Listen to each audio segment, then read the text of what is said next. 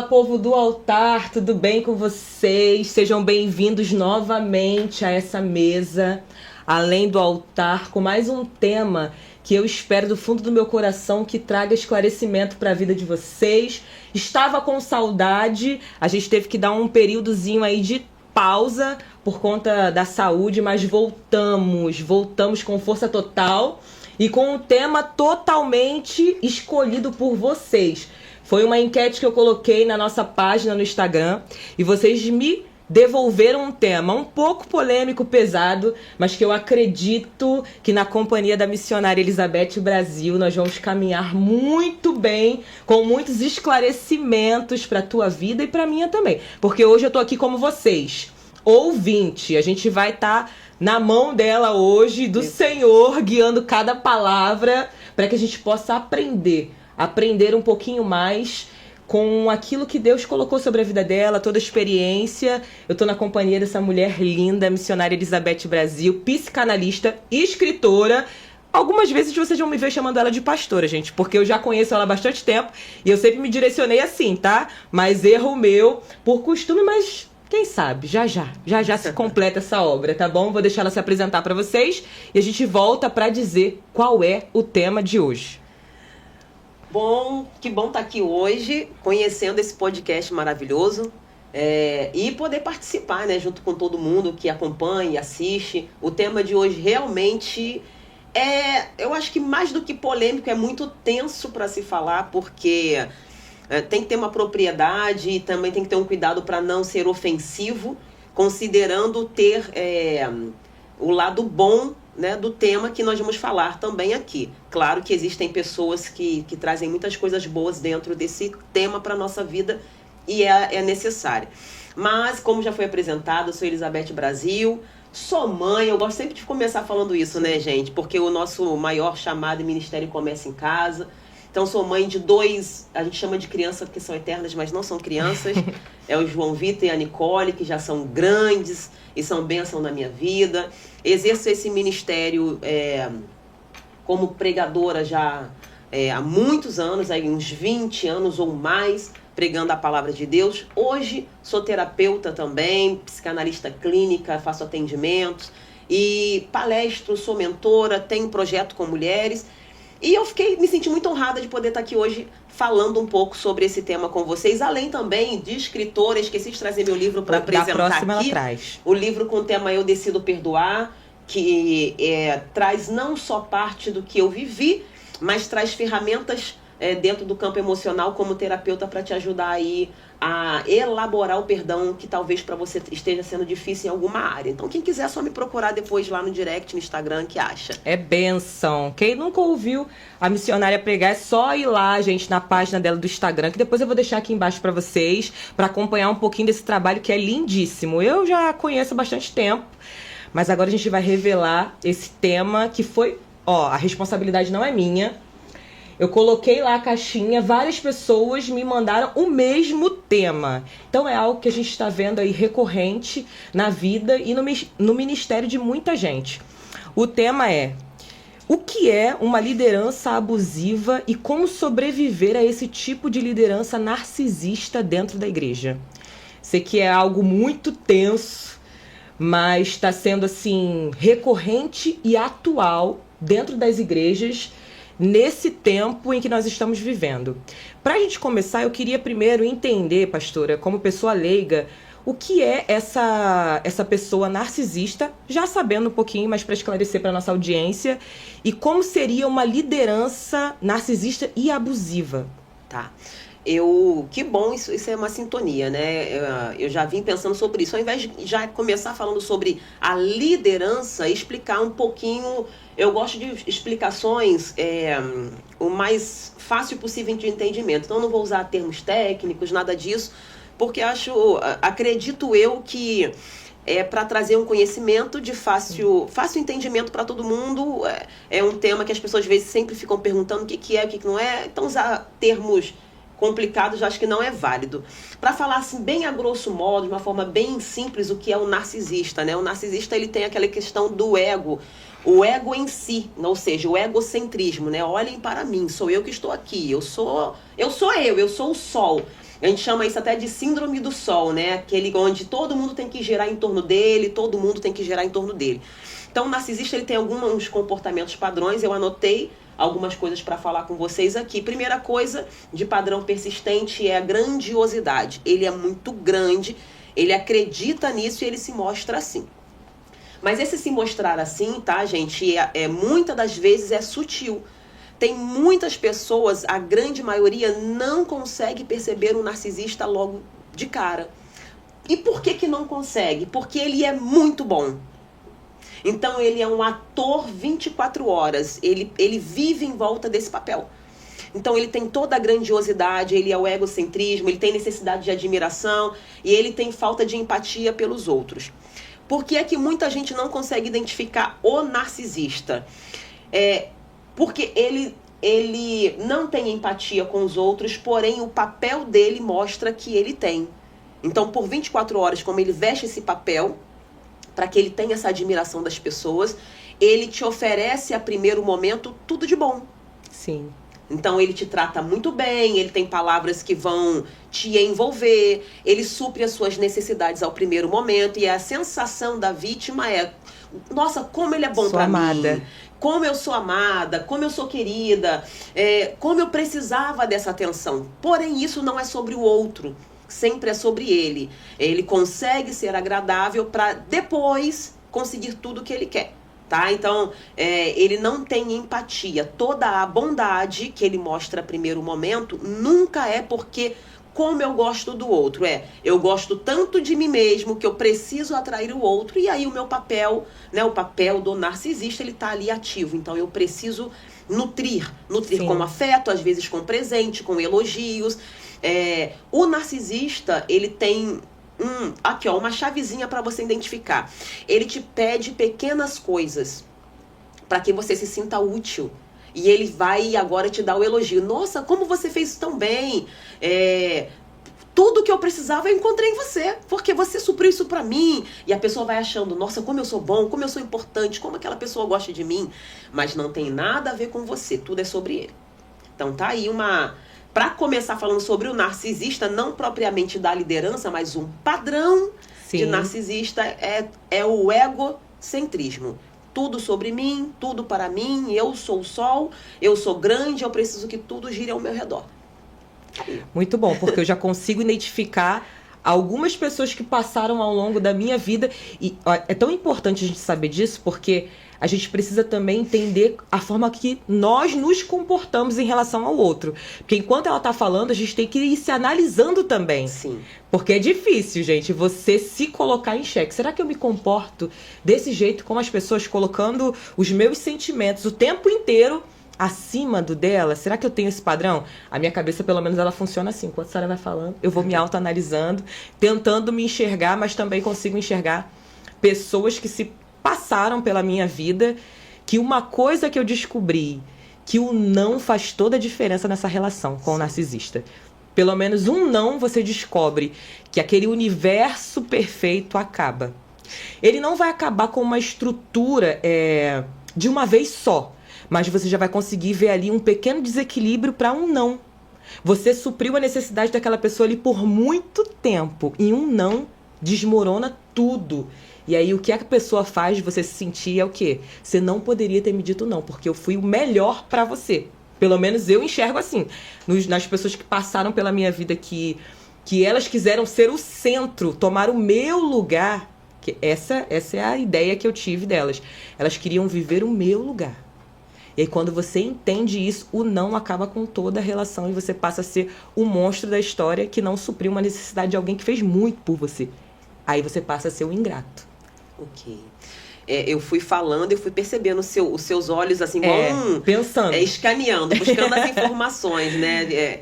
Já identificando, assim, né? Bastante coisa. O que você falou propriamente acontece muito, falando sobre o não, mas eu vou responder sua pergunta para não perder a linha de raciocínio sobre o que é uma liderança abusiva, né? A liderança abusiva, ela vai ter algumas características. Claro que todo narcisista tem a característica da grandiosidade, tá? E aí isso vai ser para todas as áreas. Como eu tenho aí eu fiz uma mentoria falando sobre mães narcisistas, existe e é o caos.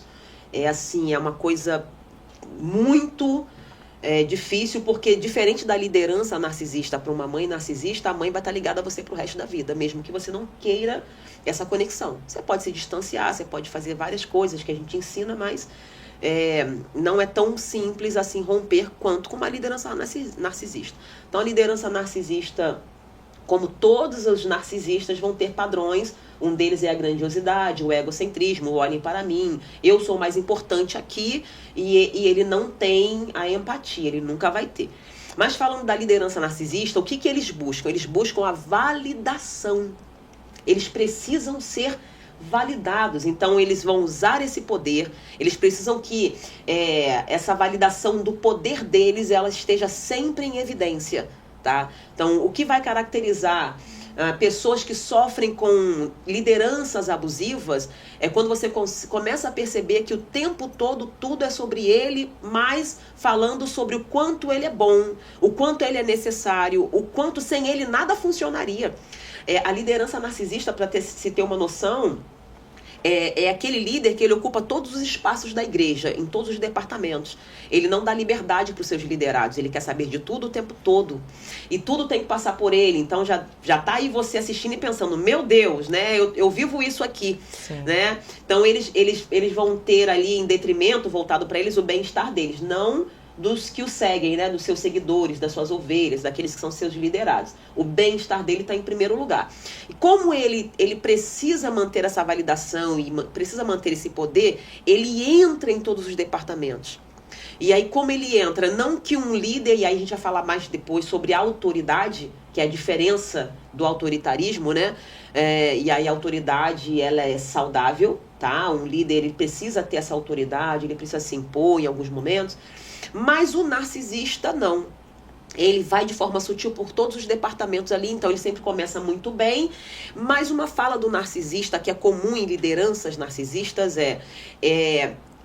nunca existe só um elogio genuíno para um líder narcisista, né? Como identificar?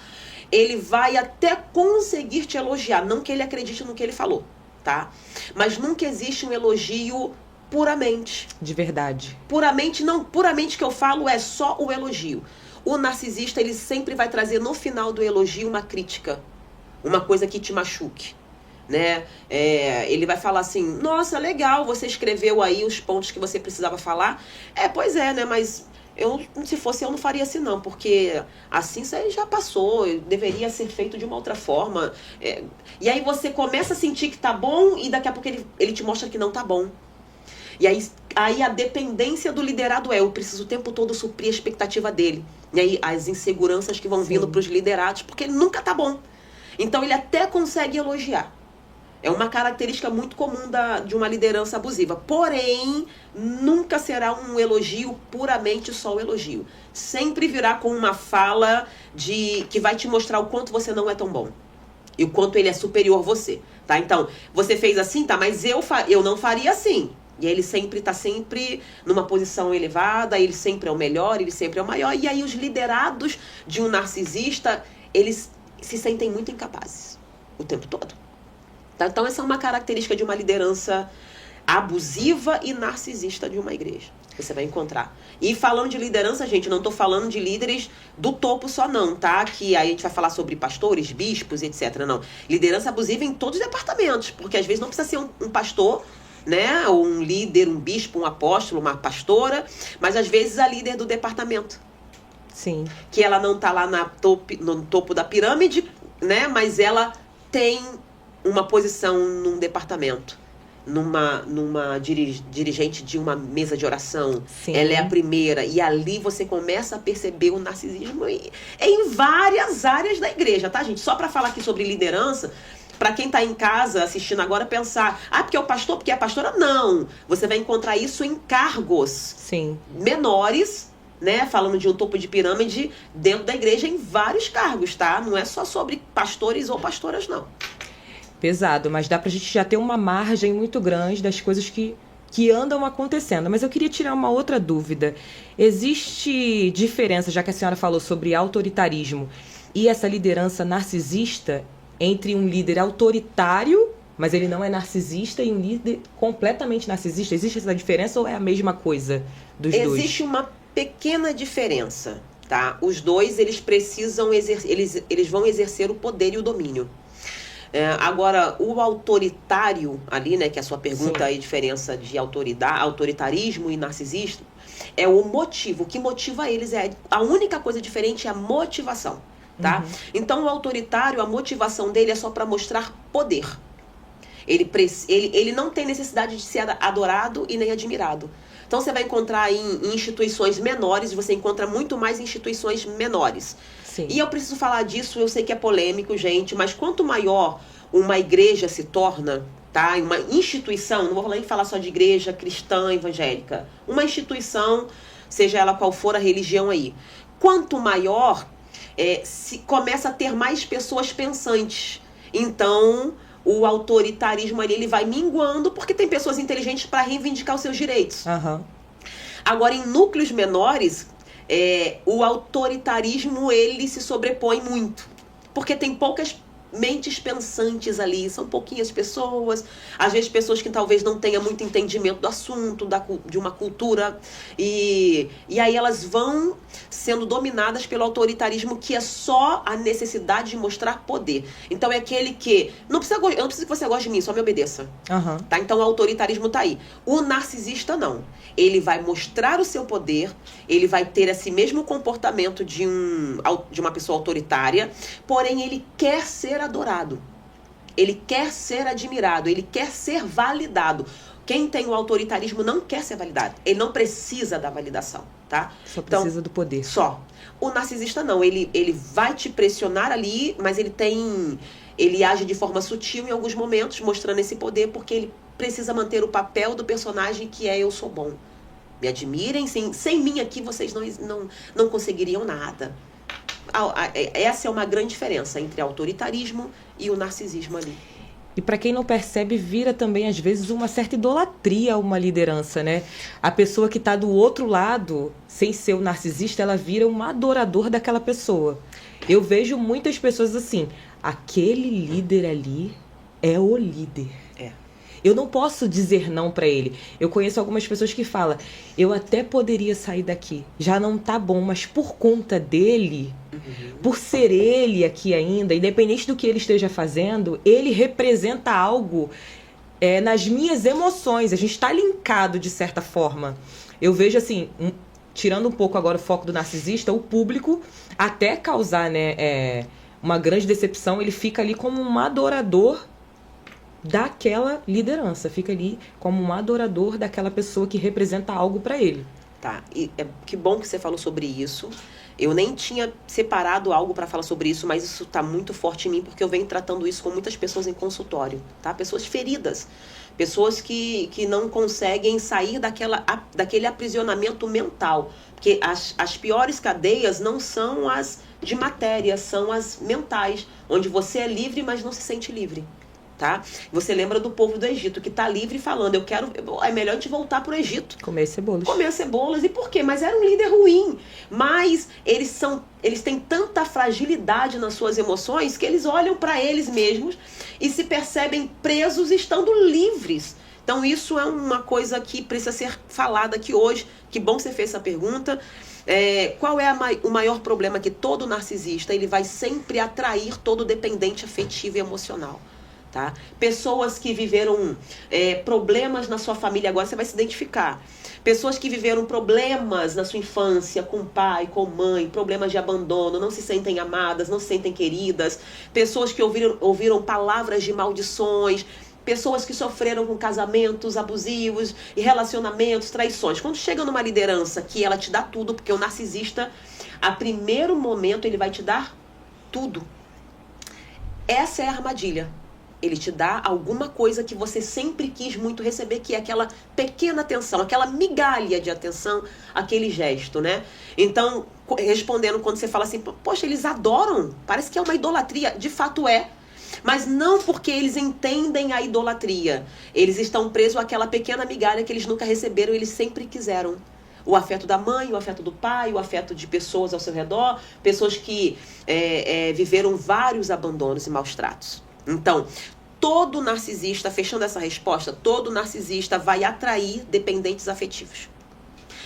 Enquanto você não trabalhar a sua dependência afetiva, você vai ficar migrando de lugar em lugar, mas o quadro sempre vai se repetir.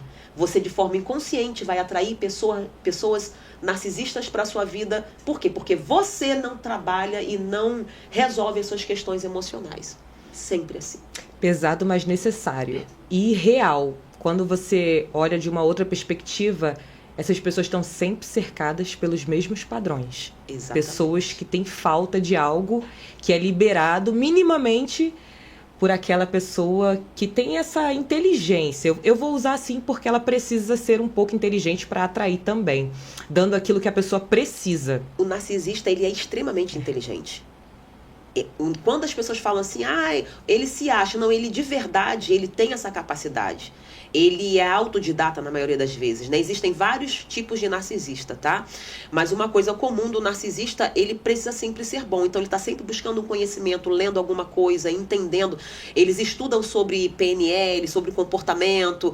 De fato, eles são inteligentes. Eles não são detentores de todo o conhecimento, de todo saber, mas eles conseguem sim entender a sua necessidade no primeiro olhar para te dar aquilo que você precisa. Depois te tira tudo. Essa mesa tá muito boa, porque pra mim, que não entendo muito do assunto, eu tô trazendo a perspectiva para os ramos da minha vida, de amizade, da igreja, de liderança, fazendo um mapeamento aqui e também extraindo essa percepção de como é que esse tipo de liderança ou contato com essas pessoas afetam a nossa vida espiritual e emocional. Como isso acontece? Que tipo de questão vai ocasionar na vida de quem está ali sobre uma liderança narcisista? O que isso pode acarretar na vida espiritual dessa pessoa? Emocional, a senhora já até falou um pouco, né? Porque ela já vem com uma dependência. Isso. Então eu acredito que fica pior ainda, porque na falta daquela pessoa, depois de cortar uma relação, ela deve ficar pior ainda. Achou que tinha encontrado tudo o que precisava na pessoa e depois descobre que não era bem assim. Mas trazendo um pouco para a igreja, e depois eu vou pedir para a senhora responder de forma profissional um pouquinho, o que isso ocasiona espiritualmente dentro da igreja, como liderança na vida dessas pessoas, e também de forma emocional. Mesmo que não seja dentro da igreja, para quem está nos ouvindo, que a gente não sabe se o nosso público é completamente cristão, se está dentro da igreja, mas o que lidar com uma pessoa narcisista vai trazer para as emoções dessas pessoas? Resumindo, existem várias coisas, tá? A gente ia levar muito tempo falando. Sim. Mas medo e culpa, de forma espiritual, como a vida espiritual ela é minada, o que mais afeta? Aí a gente pode falar da fé, lógico que a fé fica abalada. Mas medo e culpa. Toda vez que você está debaixo de uma liderança que é muito abusiva, uma liderança que usa aquele poder que foi dado a ela, mas ela usa de forma autoritária e narcisista, o que ela vai gerar em você é medo e culpa. Então você sempre acha que errou. Toda vez que você é chamada a atenção, alguma coisa acontece, se eu não tivesse falado, não tinha acontecido. Você começa a se fragilizar. Então você sempre ocupa um papel de culpa dentro daquela igreja, daquele departamento, daquela instituição. Medo. Você tem toda a capacidade de romper, mas você nunca rompe. Espiritualmente, você tem dons, talentos. Espiritualmente, você tem chamado e não exerce por medo. Porque uma liderança narcisista vai mostrar para você que você nunca é bom o suficiente. Sempre vai ter uma crítica. Então, espiritualmente, tudo que Deus tinha e tem para você fica travado no campo espiritual. Você consegue ir até algum ponto e paralisa ali. É uma paralisia. Você fica esperando uma validação e uma permissão para viver aquilo que Deus colocou. Exatamente. E você nunca vai ter essa permissão de um narcisista porque ele sempre é o melhor. Então, medo e culpa te paralisa dentro do campo espiritual de uma forma absurda. Agora, falando de fé, como vai minar sua fé? Você passa a não acreditar mais na instituição.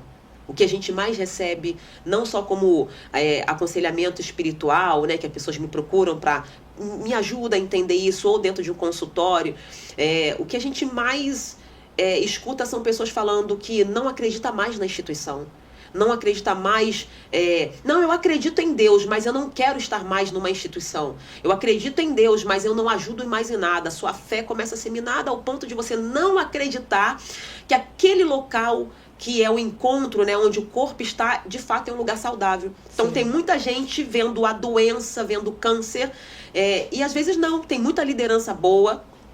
Não tô falando de liderança perfeita, gente. Porque se você tá procurando a liderança perfeita, faz o seguinte, um bizu aqui pra você, ora hoje, pra Jesus te levar hoje, tá bom? Porque a liderança imaculada tá lá no céu. Jesus, Deus, lá você não vai ter nenhum problema. Eu não tô falando de liderança perfeita, eu tô falando de liderança saudável. E por que eu não tô falando de liderança perfeita? Somos seres humanos. Você não é perfeito, eu não sou. Mas apesar das nossas limitações, é possível ter lideranças saudáveis. Sim. O que é uma liderança saudável? Não é o líder que não erra, é o líder que consegue voltar atrás no seu posicionamento. É um líder que consegue falar, nossa, aquele dia eu falei com você de um jeito que eu não deveria. É um líder que consegue falar pra você, eu sugestionei tal coisa, mas gente, eu tô voltando atrás porque eu recebi um conselho e eu ouvi esse conselho. Uma liderança saudável é essa. Não é aquela que nunca vai falhar, tá? Então, se você tá procurando liderança perfeita, pede pra subir e vai ser feliz lá no céu. É isso aí. Tá bom, gente? Mas espiritualmente, a fé é abalada, mas a culpa e o medo, ela leva pra... Se ela não tiver tratamento e acompanhamento, ela vai levar pra todos os lugares que ela for. Ela vai chegar, ela vai trocar de igreja, porque aqui nos bastidores eu ouvi que tem alguém que passou por isso. Uhum. Ela vai até trocar de igreja, mas ela vai chegar lá assim, ó. Sim. Encolhidinha. Aí eu até sei que eu poderia ajudar nisso aqui, mas eu não vou nem falar minha opinião. Eu não vou... E ela começa a ter medo de tudo. Ou seja, ela não frutifica. Um dos maiores danos espirituais é quando essa pessoa pode frutificar, mas ela não se permite. Por quê? Por medo de ter passado por lideranças ruins. Tá? Então, espiritualmente, poderia falar muitas outras coisas, mas essas 3 coisas são assim, os pontos chaves aqui. Eu acho que vai ajudar muita gente. Já ajuda muito, ajuda também a gente se identificar da forma que a gente age. Existe um versículo de Paulo, que eu não me lembro onde está escrito, qual carta que ele falou, mas eu gosto muito de uma questão, quando alguém questiona ele sobre algo que ele está falando, e ele está instruindo, e ele volta para aquela igreja e fala assim, olha, se até um anjo voltar aqui e falar algo contrário daquilo que eu falei, é anátema. Porque eu tenho certeza daquilo que Deus falou. Ou se até eu mesmo voltar a falar uma coisa que é contrária a isso, fique com a voz de Deus. Essa tarde a gente está aqui trazendo uma coisa polêmica para a mesa, mas que precisa haver cura. E de certa forma eu preciso caminhar também num pouquinho do caminho espiritual, porque é aquilo que eu acredito. Se você está numa igreja hoje e sofreu algum dano por medo, e aí fica aprisionado com essa questão de não saber o que fazer, procure uma liderança saudável. Procure uma terapia, alguém que possa te ajudar, mas não atravanque aquilo que Deus tem sobre a tua vida, aquilo que já saiu da boca de Deus. Porque eu acho que esse é um dos danos que eu não sofri, mas vejo muitas pessoas sofrendo. É desacreditar de uma palavra que saiu da boca de Deus por conta de alguém que disse que a pessoa não tem capacidade. Alguém que veio para minar algo dela e ela esquece. Ou fica com mais medo de obedecer a Deus do que a voz humana. Uma voz que passou, que veio só para causar realmente algo nela e foi. E ela deixa de fazer aquilo que a Sara falou, frutificar. Frutificar dentro daquilo que Deus já liberou sobre a vida dela. E a gente tem que ter muito cuidado, e esse tema ele tá vindo justamente para isso. Para a gente corrigir as nossas necessidades. Se caso for, procure alguém realmente capacitado para te ajudar nessas feridas que foram causadas, para que você não paralise naquilo que Deus colocou sobre a sua vida, mas de forma emocional. Tem outra coisa assim que é um maior dano, fora o medo que essa pessoa vai levar para a vida. Medo, essa paralisia, mas existe algum outro trauma que fica ali recorrente na maioria das vezes, que a pessoa pode trazer de agora uma amizade. Vamos tirar um pouco do foco da liderança. Tá. Primeiro, baixa autoestima, né? Que as pessoas pensam que... Essa é demais. Pensam que, passou por uma liderança abusiva, isso vai afetar de forma emocional fora da igreja. Você começa a ter...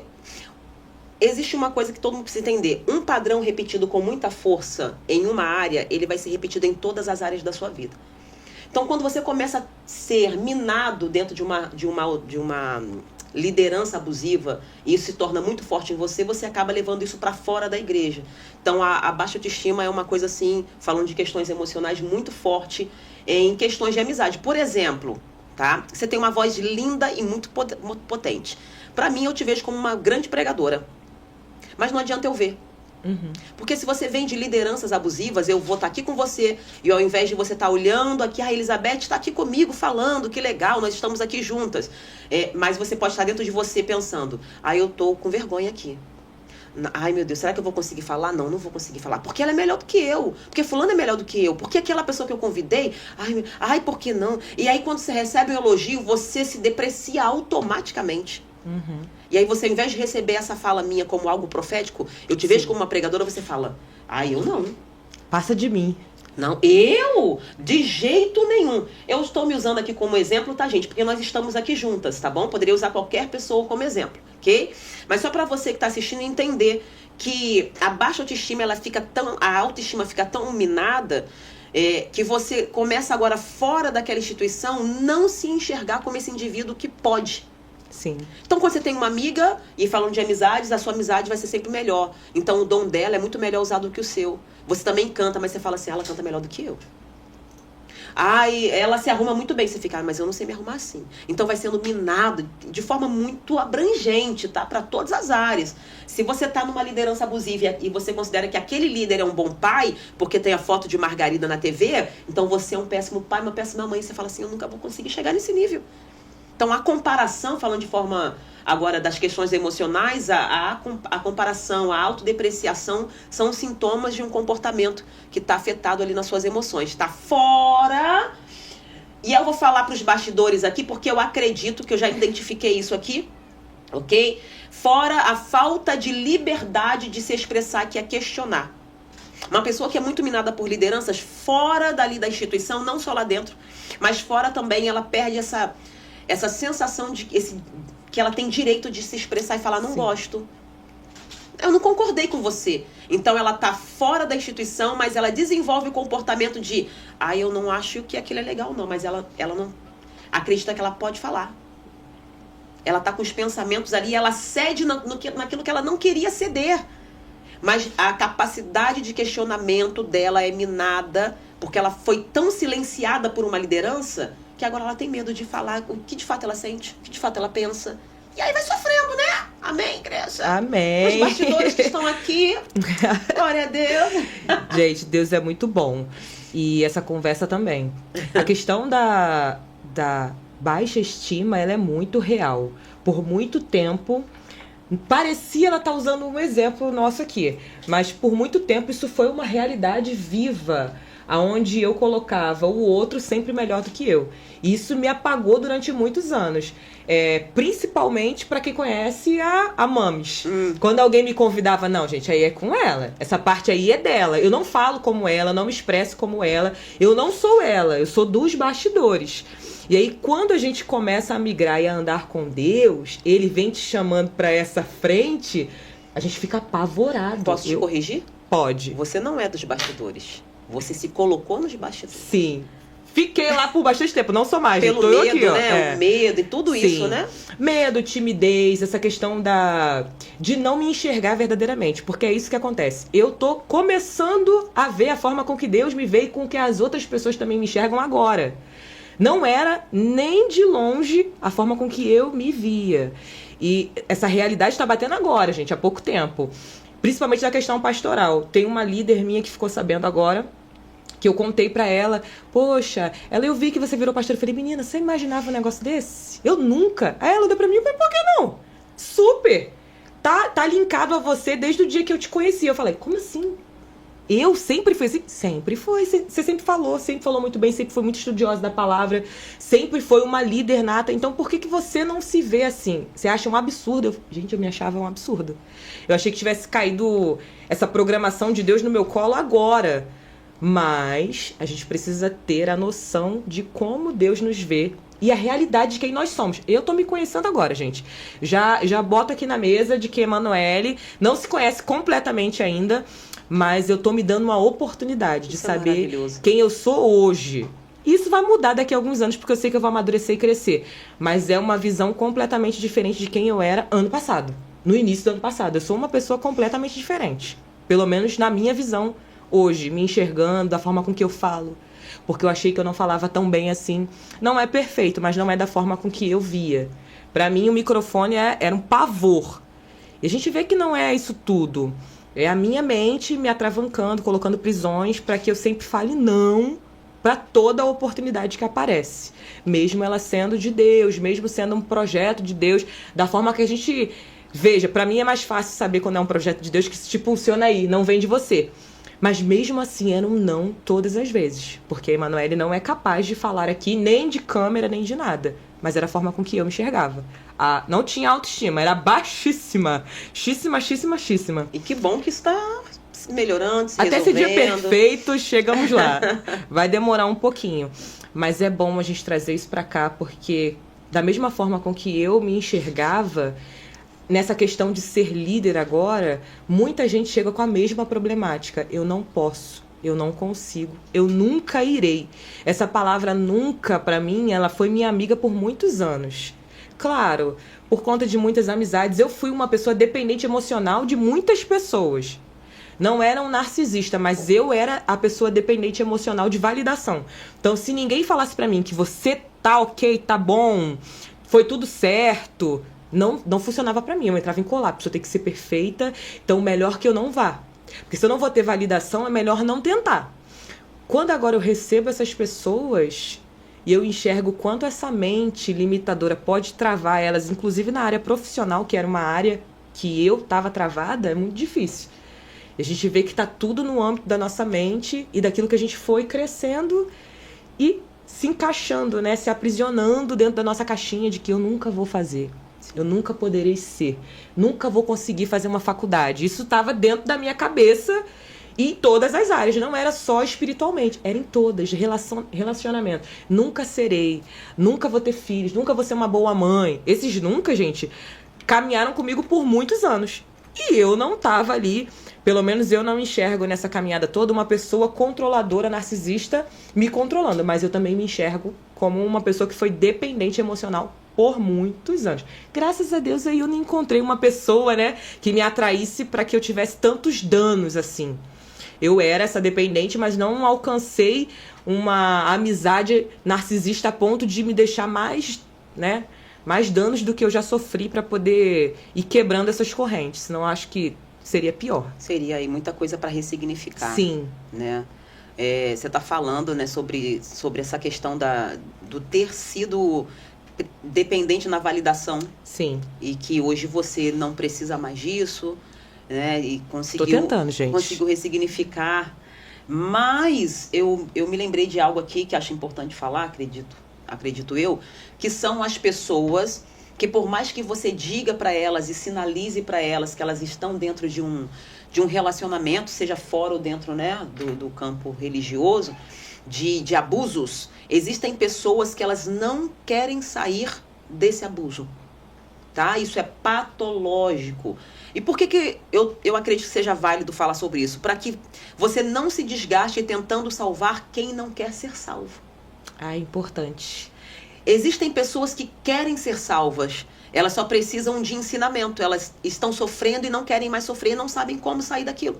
Então precisam de um aconselhamento, de alguém que realmente tem estrutura, que tenha bagagem, que tenha uma vida íntegra, porque não pode pedir direcionamento para qualquer pessoa. Precisa, às vezes, de ajuda psicológica, né, de terapeutas, enfim, elas querem estar livres. Existem pessoas que você vai sinalizar isso para elas e elas não querem. Isso já se torna algo patológico. A vida delas só faz sentido dentro do abuso. E elas querem continuar naquele papel.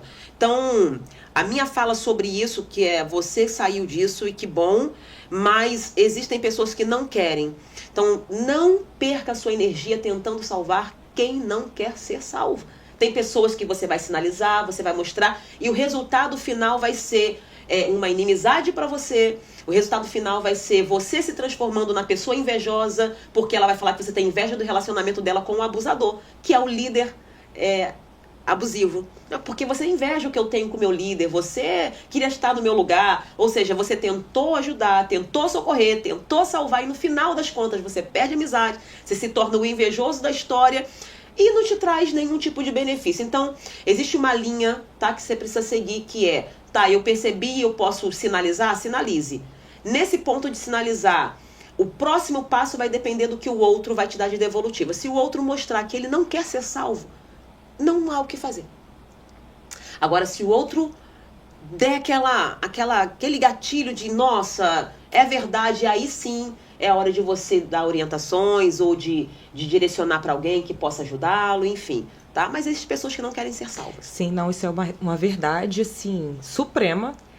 Eu já tentei, pelo menos pra mim, já foi muito desgastante tentar ajudar quem não quer ser ajudado. Gente, isso é uma coisa que você se acaba e a pessoa ela não muda e no final, realmente, você sai como a pessoa errada da história. E você gasta tempo da sua energia, que é totalmente jogado fora, pra tentar tirar alguém que já tá no lugar que ela gostaria de estar. Exatamente. Então é importante sim a gente falar disso. Agora, trazendo um pouquinho pra dentro da igreja, enquanto a senhora estava falando, eu estava me lembrando aqui de uma coisa. Como esse tema é um tema muito atual, e agora fica como uma dúvida, a senhora acha que pessoas também têm apontado líderes narcisistas por serem pessoas que não querem obedecer? Pessoas desordenadas, porque às vezes não é uma liderança abusiva, é uma liderança que tem uma autoridade, ela precisa manter a ordem. Mas eu comecei a ver, por conta desse tema tá tão atual, pessoas se fazendo valer, tá usando de muita autoridade, mas na verdade são pessoas que não querem estar debaixo de uma liderança. E como a gente identifica quando nós somos questionados, ou como a gente tem uma liderança que a gente conhece sendo questionada, que realmente ou é falta daquela pessoa obedecer realmente ao que está correto, ou a liderança passou um pouco do ponto. Quando a gente identifica que é o liderado que está fazendo um pouco de corpo mole, porque ele quer fazer o que ele quer, de uma liderança que realmente está errando a mão na autoridade. Tá. Eu começo falando sobre a questão de nenhuma liderança, nenhum líder é perfeito, nenhum Sim. liderado é perfeito. A gente já falou sobre isso, tá? Então, é claro que tanto os liderados quanto os líderes em algum momento vão falhar. O legal é quando você percebe a sua humanidade e conserta o que dá para consertar. Segue em frente, tá? Então a saúde no corpo está aí. A saúde não está em nunca adoecer. A saúde está em reconhecer que isso aqui é o que está fazendo mal e consertar o que está fazendo mal. Eu, como liderada, já me excedi em alguma fala, em algum momento, e falei, nossa, hoje eu não falaria isso nunca. Você tem que amadurecer. Falando de liderados que não querem se encaixar dentro daquilo Sim. que é o correto. Eu sempre falo o seguinte, olhe para aquela liderança e veja se aquela liderança é o espelho de Cristo. Porque os cristãos, o que significa cristão? Pequenos cristos. Sim. Então você precisa ser a imagem, você precisa ser a referência desse Cristo. Por isso somos conhecidos como cristãos, pequenos cristos, ou seja, a imagem daquele Cristo. É por isso que Paulo em algum momento fala, pode olhar para mim. Porque de fato eu sou esse cristão, ou seja, eu sou o pequeno Cristo, eu sou a referência, porque eu faço e sigo aquilo que Cristo ensinava. Então, podem seguir o que eu estou falando, podem fazer o que eu faço, porque de fato eu sou esse líder. E o apóstolo Paulo, ele dá referência dele mesmo como sendo um líder que pode ser seguido. Então existem líderes que podem ser seguidos porque eles têm a imagem da liderança de Cristo. Como reconhecer quando é uma liderança que de fato é saudável? Aquela liderança tem o reflexo da liderança de Cristo? A liderança de Cristo, ela era uma liderança que corrigia, ensinava, mas ensinava em amor. Não ensinava com autoritarismo. É quando ele olha para uma mulher que vai ser apedrejada e ele, como um líder, porque ele é o Cristo, ele olha para aqueles homens que estão apedrejando e fala, se nenhum de vocês fez, então apedrejem. Primeiro ensinamento que ele dá ali. Ou seja, ele não apontou nenhum deles, embora ele soubesse. Você errou, por que você quer apedrejar ela? Então, o líder, ele não vai expor. É uma liderança de Cristo. Sim. Cristo, ele olha para aqueles homens, embora ele conhecesse o coração, e fala, qual de vocês aqui, de fato, nunca errou a pedreja? Todo mundo vai embora. Ele já deu um ensinamento. Depois ele olha para aquela mulher que está sendo acusada e fala para ela, olha, você está perdoada, mas segue sem fazer. Não faça mais. Ou seja, ele não maltrata ela porque ela errou, ele orienta, ele dá para ela o caminho. O líder saudável, ele vai te mostrar qual é o caminho e você vai seguir aquilo que é saúde para a sua vida. Quando você pega um liderado que olha para um exemplo de Cristo, ele não quer seguir esse exemplo de Cristo, você vê a geração que nós estamos tendo hoje, que são gerações de pessoas que querem ser mimadas, aduladas, Sim. que querem ser reconhecidas dentro de coisas que elas não têm ainda a capacidade de ser reconhecidas. Gente, eu sei que talvez alguém vai me apedrejar nesse corte desse podcast, mas eu vou falar. Porque alguém precisa falar isso aqui. Davi foi ungido a rei, ele estava lá no pasto, apacentando, alguém chama ele, porque ninguém reconhecia ele como alguém importante, chamam ele, ele é ungido, você já sabe a história. Samuel unge Davi e fala, olha, você vai ser um rei. Mas até o passo entre receber a unção e ocupar uma cadeira levou-se muitos anos. Sim. Tem muita gente que já recebeu a unção, mas não tem preparação ainda, gente. A unção é uma coisa e a preparação é outra coisa. Então nós estamos vivendo um tempo de uma geração mimada, em que de verdade foram chamados. Mas onde está a falha desses líderes que não querem entender o tempo? Eles querem ser reconhecidos fora de um tempo, fora de um preparo. Até Davi, que foi o rei que hoje tem filme sobre ele, novela sobre ele, livros sobre ele, o cara marcou a geração dele, a nossa geração. Mas ele precisou passar por um tempo, por um processo, por uma maturação. Então, a gente está vivendo uma geração hoje onde ninguém pode falar nada, ninguém pode orientar nada, ninguém pode falar, você falhou aqui, você precisa recorrigir isso aqui. Então, quando você pega uma geração que está sendo muito mimada para o eu sou o mais importante, então você não quer seguir a Bíblia, você não quer seguir Cristo, você quer seguir as suas vontades, seus prazeres. Uma pessoa que entende que foi chamada e ela consegue entender que ela está crescendo e amadurecendo, ela vai respeitar qualquer liderança saudável. Porque ela entende que aquele líder está ali para conduzi-lo no amadurecimento. Então eu sei que fui chamado, mas ainda não é minha hora. Pega Jesus, que é o Cristo no ventre de Maria, e ele exerce o seu chamado aos 30 anos. E por quê? Porque por uma lei dos levíticos, sacerdócio só poderia começar a ser de fato exercido aos 30 anos. Se Jesus respeita o tempo mesmo sendo chamado, por que esses liderados de hoje não conseguem entender isso? E respeitar isso, então, existem lideranças saudáveis, mas também existem liderados que não entendem o tempo, a diferença e o espaçamento entre a unção e o processo de maturação para viver o que tem que se viver. Tá? Então, a gente está vivendo muito isso. É triste porque tem líder sendo chantageado, líder sendo oprimido porque não pode mais falar nem a verdade. Sim. A verdade tem que ser dita e a verdade machuca, gente. Verdade, às vezes, a gente tem que engolir ela, não é o que a gente queria, mas é a verdade. Verdade sempre será verdade. E ponto. Muito bom. Eu não desgostei do corte, não. Achei maravilhoso. Segue bem a linha que eu acredito. Mas vai ter gente que, né? Assim, eu não posso dizer que sou contra a nada, cada um faz o que quer, mas eu acredito naquilo que está na Bíblia. E o que está na Bíblia é isso. É isso aí. Ponto final, gente. Essa é a verdade. Verdade sempre será a verdade. Doa quem doer. Então, aguarde o tempo de Deus para o cumprimento. E suporte também o processo de aprendizado, gente. Não tem como. É a maturação, gente. Tem que suportar esse processo aí.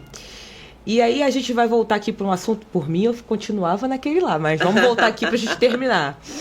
E eu deixei aqui, como que a gente pode trazer para essa pessoa que já identificou que ela está debaixo de uma liderança ou trazendo agora para o mundo, né, normal, fora da igreja, dentro de uma amizade narcisista. Ela já identificou que está dentro desse suporte aí, bonitinho, dessa convivência. O que ela deve fazer depois disso? Existe conviver com o narcisista como líder ou não? Ou para ela precisa se retirar dessa liderança, de estar debaixo dessa pessoa? Porque a gente está falando, a gente acabou de falar que a gente precisa obedecer o nosso líder. Terminamos agora nessa pauta de que é necessário estar debaixo de uma liderança saudável, porque ela vai te ensinar, te instruir, mesmo que às vezes seja doloroso. Mas e quando a liderança a gente já identificou, ela é completamente autoritária, narcisista, o que fazer agora? Se retirar ou existe algo que essa pessoa possa fazer para melhorar essa relação? Não tem muito o que fazer com uma liderança abusiva, não. Se ele é narcisista, ele vai ser sempre. Não tem nada que faça que melhore uma relação, tá? Mas você pode criar meios para proteger as suas emoções. Essa ilusão de vou fazer alguma coisa para melhorar. Vou orar, por exemplo, no nosso âmbito. Vou orar. O pastor foi identificado narcisista e aí ele saiu fora do quadro de que guia a igreja de acordo com a Bíblia. Porque o narcisista, ele tá ali para ele mesmo. Ele distorce tudo a favor dele, tá? Por isso o que fazer? Exatamente. Permaneço ali orando pela vida dele, para que Deus mude esse quadro, ou para mim, como uma pessoa que está sendo minada dentro da chamada que Deus me deu, é melhor que eu... Primeiro passo, perdoar. Mas, às vezes você vai precisar de tempo para perdoar aquela liderança, né? Te machucou, te feriu, você vai ter que elaborar e você entende que precisa perdoar, mas às vezes você precisa desse tempo para elaborar isso. É uma coisa que eu falo sempre em consultório e mentoria também. As pessoas querem forçar o outro a... Tem que perdoar. Tem mesmo, a Bíblia diz que tem. Mas, às vezes, você não consegue naquele exato momento. Então, você precisa de tempo. Primeiro passo para que você tenha saúde. Guardar aquilo não vai te deixar bem. Então, você vai precisar entender que você tem que deixar aquilo ir da sua mente, ir do seu coração, dos seus sentimentos. Então, perdoar. Porém, você não esquece o que aconteceu. É impossível apagar a memória, tá, gente? Então, até coloquei uma frase aqui que eu quero que você guarde. Que o perdoar não significa tolerar. Perdão é uma coisa e tolerância é outra coisa. Então, é possível perdoar essa liderança e não viver debaixo dessa questão de vou tolerar para a vida toda isso aqui. Então, eu posso romper, eu posso... Ou continuo ali, mas vai ser ruim para você, porque você já vai ter identificado tudo isso, você não vai conseguir ter mais a mesma visão e respeito, né, por aquele líder. Liberar o perdão para não carregar ressentimento. Porém, tolerar você não precisa. Então, você pode romper com aquela aliança.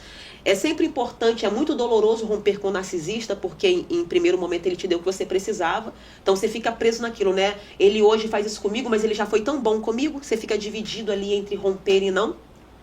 Mas o primeiro passo é perdoar, para que você não carregue o ressentimento. Segundo passo, não preciso tolerar mais, então é o rompimento. E agora o terceiro passo é restauração da fé. Falando ainda do âmbito religioso, eu preciso restaurar minha fé agora, que é trazer de volta a crença de que Deus é Deus, de que Deus não tem nada a ver com aquilo, de que a instituição não tem nada a ver com aquele líder que foi ruim. E aí eu vou trabalhando isso, tá? E cuidar da minha identidade em Cristo e não só em Cristo, mas levando para fora que a amizade, que foi a pergunta. Eu preciso ter o autoconhecimento de quem eu sou. Sem autoconhecimento de quem você não consegue romper com esse padrão. Então, falando de amizades, você pode cortar, você pode romper, você pode restaurar a sua fé e você pode buscar o autoconhecimento para que nunca mais você caia em ciladas como essa. Agora que a gente está caminhando para o fim, infelizmente, eu queria fazer uma última pergunta para a senhora. Aí depois a senhora está livre para dar as declarações finais, um conselho para essa pessoa que está vivendo debaixo dessa liderança. Mas eu queria te perguntar como nós, igreja, podemos ir minando esse tipo de comportamento no nosso meio. O que a gente pode fazer para ir retirando, ou de liderança, ou da gente ver quadros como esse dentro da instituição, da igreja? O que a gente pode fazer para ir diminuindo? Olha, eu não vou dizer que é possível diminuir, porque aquele texto, né, do joio e o trigo crescendo junto e tudo mais, a gente não tem tempo para falar disso. Então você não consegue diminuir, mas você consegue tirar o poder. A única forma de trazer um pouco de saúde para departamentos, eu vou falar de coisas menores, tá, gente? Não vou falar agora só de líderes que são os presidentes, etc. De lideranças. O líder, que é o topo, você não consegue fazer nada. É Deus que trata com ele como tratou Saul. Quem tira aquela liderança ali? Nenhum homem tira, não toque. Mesmo que ele seja um líder que te faça mal, te adoeça, só Deus toca nele. Respeite a unção. Embora seja narcisista, há uma unção. Não toque. Deixa que Deus trata com Saul. É Deus que retira. Perfeito. O que você pode fazer é você se retirar. Agora, respondendo a ela, vou falar de coisas, cargos menores. O que se pode fazer é tirar o poder. Ok, eu sou a líder daqui, eu vou usar coisas comuns, gente. Eu coloquei aquela regente ali.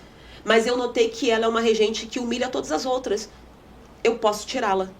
Não tem muito o que fazer, que eu vou aconselhar, eu vou direcionar, eu vou ensinar. Ele não vai querer aprender. O narcisista, ele não quer aprender nada com ninguém porque ele já se acha bom.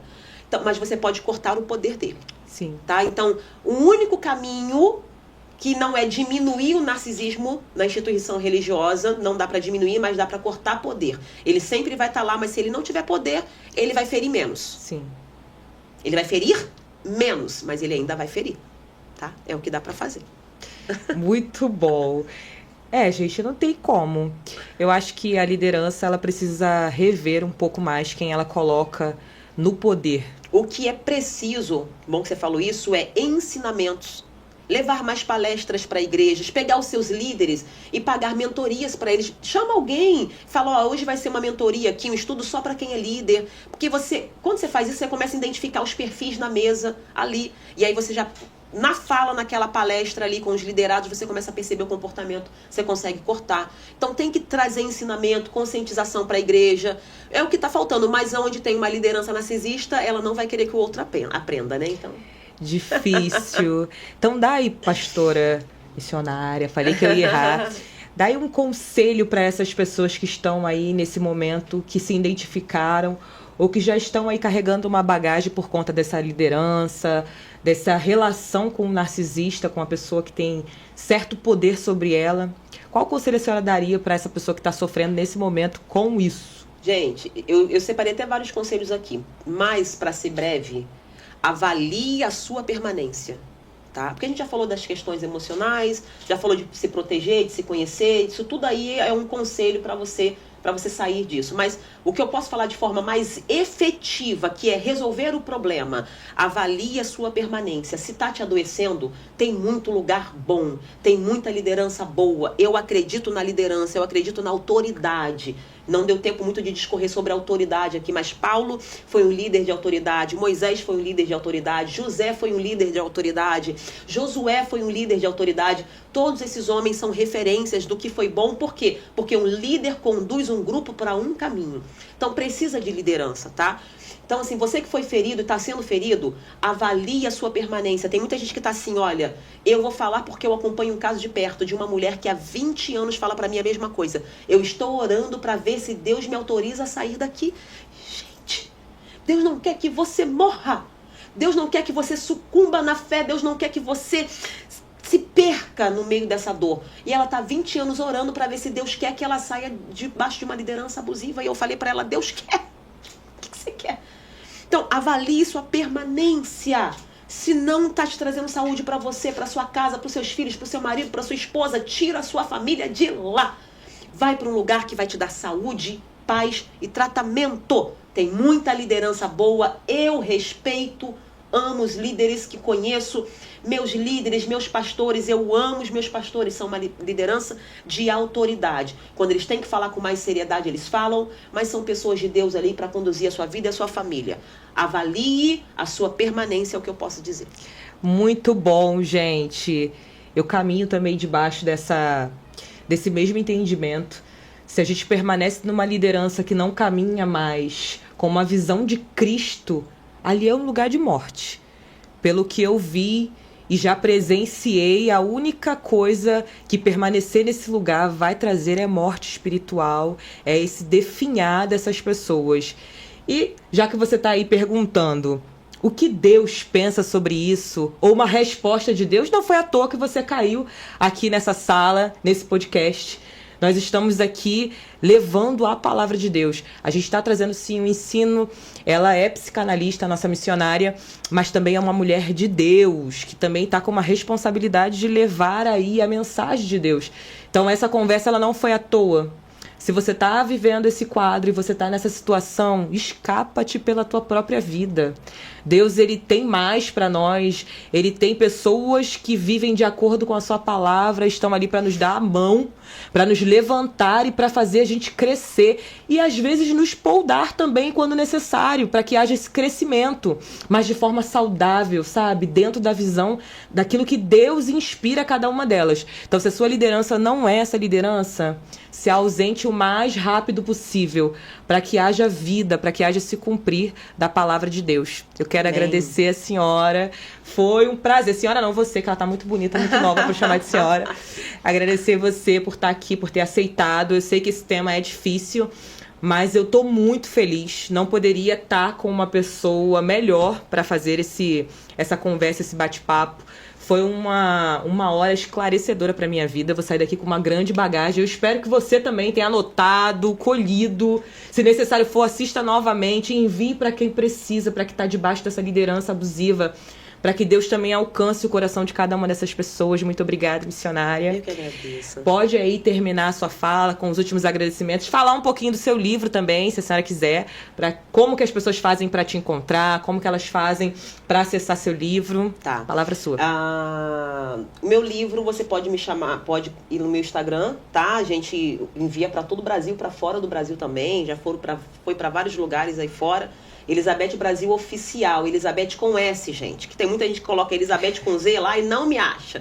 Então, Elizabeth com S e Brasil Oficial, você vai conseguir falar comigo ou com alguém da assessoria e o livro vai chegar até você, tá? A gente já tem o e-book também.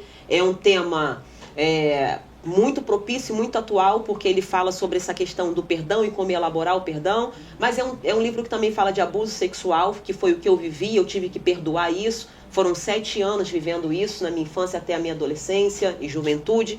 Então tem uma bagagem muito boa ali para você que é líder também, que tem jovens, que quer dar estudo com esse livro.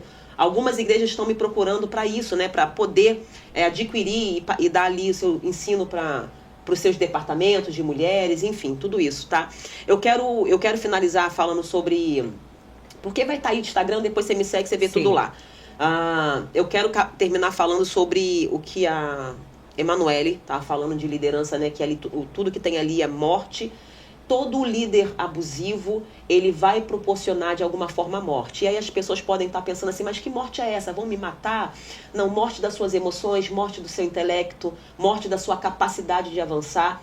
Todo líder abusivo, todo líder com perfil narcisista, se você não se encaixar naquilo que ele deseja, ele vai gerar essa morte. E a morte é da sua imagem.